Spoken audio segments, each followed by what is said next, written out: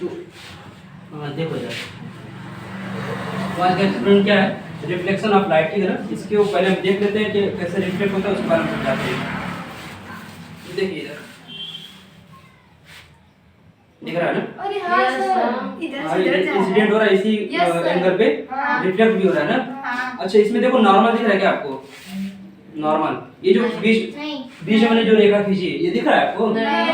ये क्या करते हैं, एक नॉर्मल लेते हैं हम लोग, यानी अभिलंब लेते हैं ना, सीधा सीधा। अभी दो चीजें हमको दिख रही है खाली, जो इंसिडेंट हो रहा है, जो रिफ्लेक्ट हो रहा है, दो ही चीजें दिख रही है ना, उसके अलावा कुछ नहीं। और कुछ नहीं दिख रहा है आपको। बस यही समझाना है आपको कि ये क्यों होता है ऐसा।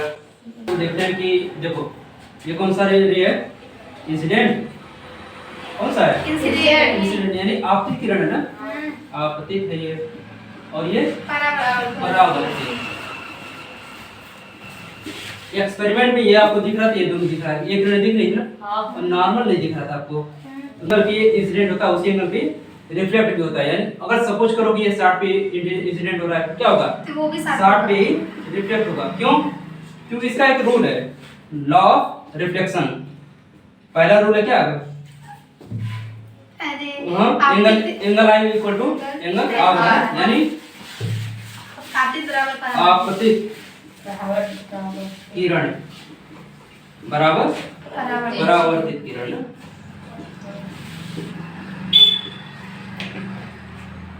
और दूसरा लॉ का क्या है, incident ray, normal and reflected ray.